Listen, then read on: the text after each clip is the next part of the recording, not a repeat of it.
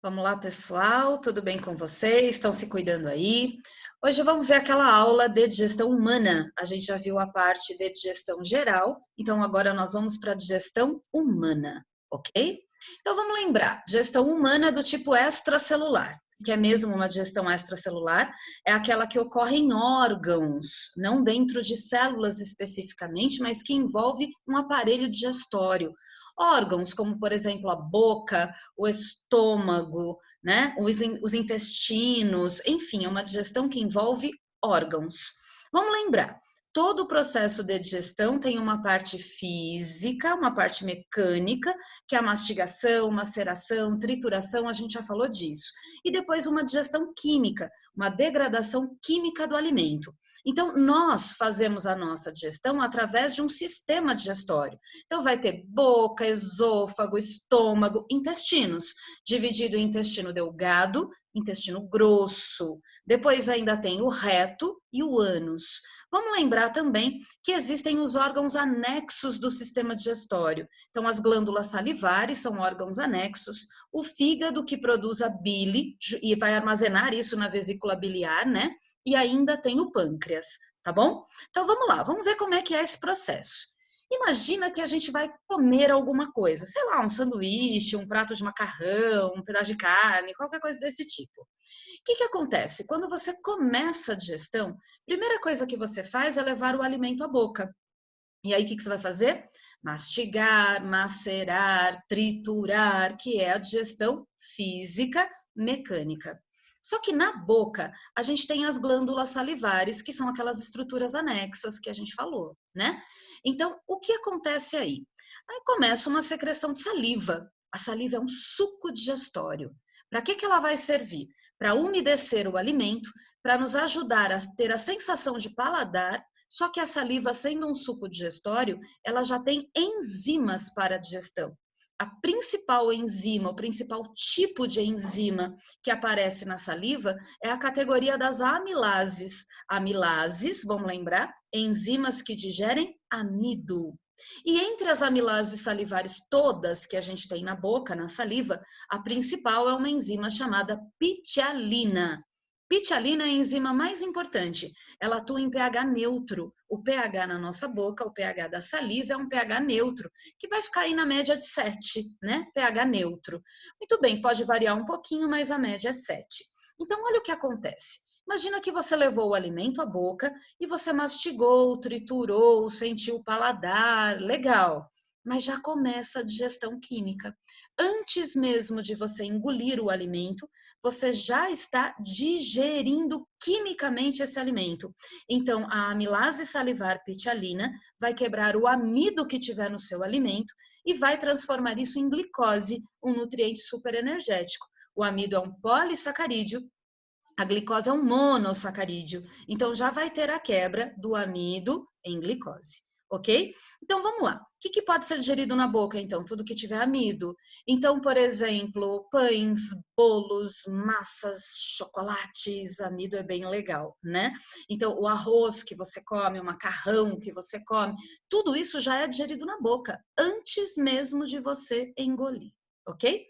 Aí o alimento vai passar pelo esôfago, o esôfago é apenas um conducto, e esse alimento vai parar no estômago. O que que acontece lá no estômago? As paredes do estômago vão liberar uma secreção que é feita de ácido clorídrico. Isso é o suco gástrico produzido pelas próprias células das paredes do estômago. Tudo bem? Ácido clorídrico, HCl. Então a gente já percebe que no estômago o pH é bem ácido. Ele pode chegar a 2. Olha como varia. Era neutro lá na boca, chega no estômago, esse pH fica super ácido, pode chegar num pH 2, ok? Bom, para que essa acidez toda? Para digerir proteínas. Então, o suco gástrico feito de ácido clorídrico, HCl, ele vai se encarregar de quebrar as proteínas. Por quê? Porque ele é cheio de enzimas chamadas proteases. Proteases quebram proteínas. A principal protease, a principal enzima que quebra a proteína é uma tal de pepsina. Tudo bem? Lembra desse nome, pepsina, que atua em pH ácido. Então, lá no estômago, a gente vai ter a digestão de proteínas. Proteína da carne, do ovo, do leite, proteína vegetal, qualquer tipo de proteína, tá bom? Muito bem, a partir daí, o alimento vai lá para o intestino. Ele vai para o intestino delgado, que é dividido em duodeno, jejuno e íleo, ok? No duodeno começa a digestão de gorduras, só que o intestino delgado não consegue fazer essa digestão de gorduras sozinho. Então, ele vai precisar da ajuda dos órgãos vizinhos, da ajuda dos órgãos anexos. E dois órgãos vão auxiliar aí: o pâncreas e o fígado, tá bom? Então, digerir gordura não é uma coisa fácil. Quem vai auxiliar o intestino delgado a digerir a gordura é o pâncreas e também o fígado. Então, vai chegar muita gordura lá no intestino delgado, lá no duodeno. Bom, que gordura? Gordura das manteigas, gorduras das frituras, dos bacons, o óleo todo, enfim. A gordura chega nessa área como uma grande estrutura densa, viscosa, muito difícil de digerir. Quem vai conseguir digerir a gordura é o suco digestório que vem do pâncreas, o chamado suco pancreático. Tá bom? Se por um lado, lá no estômago a gente vê como enzima principal a pepsina, lá na boca a gente vê como enzima principal a pitialina, por outro lado, no suco pancreático tem todo tipo de enzima, tá bom? Então ele tem proteases, ele tem amilases, ele tem lipases, que são as enzimas que vão digerir gordura. Só que, do jeito que a gordura chega no intestino, fica muito difícil de digerir. Muito difícil mesmo. Então, o suco pancreático vai ter dificuldade para fazer isso. Apesar dele ter tanta enzima e ele ter as lipases, que são as enzimas que digerem a gordura, ele vai ter dificuldade para fazer isso. O suco pancreático gosta de um pH básico, em torno de 8, por aí. Vocês estão vendo como varia? O pH era neutro na boca, ácido no estômago, agora ele é básico no pâncreas e no intestino, ok? Mas, de novo, suco pancreático é cheio de enzimas, isso é jogado lá no intestino delgado, mas há uma dificuldade muito grande para digerir essa gordura. Então, nós vamos precisar de mais ajuda aí. Quem vai ajudar além do pâncreas com o suco pancreático? Bom, quem vai ajudar é o fígado. O fígado produz um suco digestório chamado bilê. Pessoal, o nome é bilê. Não inventa coisa, tá? É bile mesmo. Muito bem. A bile é produzida no fígado. Como? A partir de hemácias velhas e mortas. A gente viu lá na aula de esqueleto que o nosso sangue todo é renovado num período de cada 3 ou 4 meses no máximo, né? Muito bem.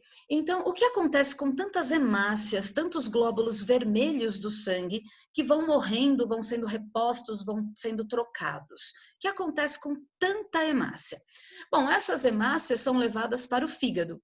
E lá elas são transformadas num sal chamado bile.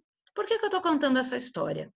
É porque a bile é um suco digestório, só que ela não tem nenhuma enzima, nenhumazinha para contar história. Bile não tem enzima. Por quê? Porque ela veio do sangue velho e morto. Ela veio da degradação desse sangue. Ela não é enzimática. A bile é um suco digestório que não é enzimático. Grava isso. Tá cheio de questão de vestibular perguntando qual a principal enzima da bile. Qual a resposta? Nenhuma, né? Bile não tem enzimas. Ela é um sal, ok? Ela é produzida no fígado, armazenada na vesícula biliar, e a vesícula vai gotejando essa bile para dentro do intestino delgado lá no duodeno. O que a bile vai fazer? A gente costuma dizer que a bile age como se fosse um detergente orgânico. Como assim?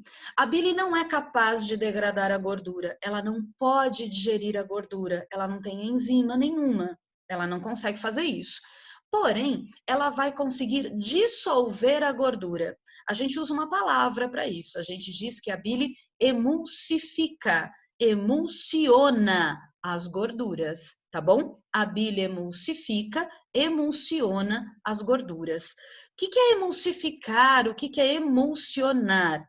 É dissolver. ela dissolve, não digere, dissolve. Então, aquela grande estrutura viscosa, densa, cheia de óleo, vai se transformar em gotículas de óleo. Então, isso vai diminuir o tamanho, isso vai diminuir a densidade, a viscosidade, a pressão superficial, isso vai diminuir, ok? Vão ser gotículas de água. Aí o que acontece? Aquele suco pancreático cheio das lipases lá, que atua em pH básico, ele vai conseguir agir. Vocês perceberam a interação? Onde está acontecendo essa digestão de gorduras? No intestino delgado, lá no duodeno. Mas ele não consegue fazer isso sozinho. Então vem o suco pancreático cheio de enzimas, mas as enzimas não conseguem entrar na gordura. Então vem a bile lá do fígado. A bile emulsifica as gorduras, deixa menorzinho, transforma aquelas grandes porções de óleo, de gordura, transforma em micelas, pequenas porções de gordura. Essas pequenas porções, o suco pancreático consegue atacar. E aí, com as suas enzimas, com as suas lipases, consegue digerir essa gordura, transformando em ácidos graxos e gliceróis. Então, vejam aí que nós temos a participação de 3 órgãos: o intestino delgado, o fígado e o pâncreas, os 3 se ajudando para digerir gordura, ok? Muito bem. A partir daí, ainda no intestino delgado, ocorre toda a absorção dos nutrientes. Então, a glicose que veio da digestão do amido, né? Os aminoácidos que vieram da digestão das proteínas, os ácidos graxos, gliceróis que vieram da quebra das gorduras, tudo isso é absorvido no intestino delgado, onde no final do intestino delgado, no jejuno e no íleo, a gente junta as palavras e chama isso de jejum íleo, tá bom? Então vai ter toda a absorção aí. Bom, acabou a digestão e acabou a absorção. Aí eu sei que vocês vão falar assim, mas para que tem o intestino grosso, então, se já acabou a digestão e os nutrientes já foram absorvidos? Para que existe intestino grosso? Bom, o intestino grosso, uma parte grande do intestino, ele vai absorver água, toda a água é absorvida no intestino grosso.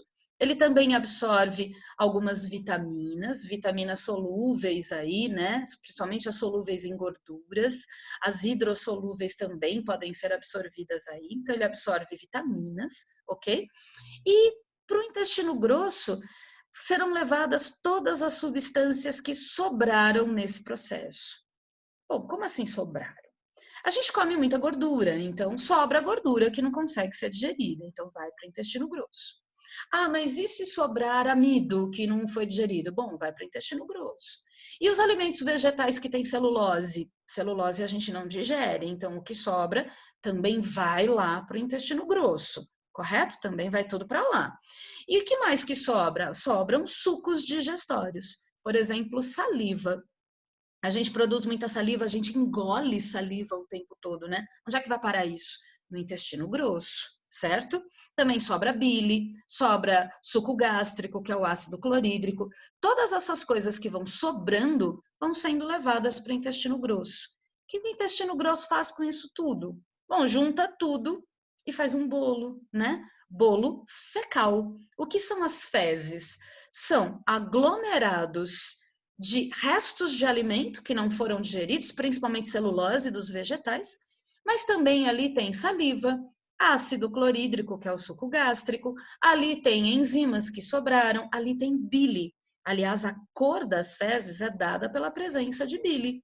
Então, as fezes nada mais são do que esses restos. Não são estruturas tóxicas nem nada disso. A gente pode achar meio esquisito, meio estranho, porém não é tóxico. É simplesmente resto alimentar e sobras de sucos digestórios, principalmente da bile. Bom, então a gente acabou de ver aí todo o processo digestório humano. Estudem direitinho, continuem se cuidando e a gente se vê na próxima. Juízo, hein, pessoal? Cuidem-se aí. Beijo da Pro.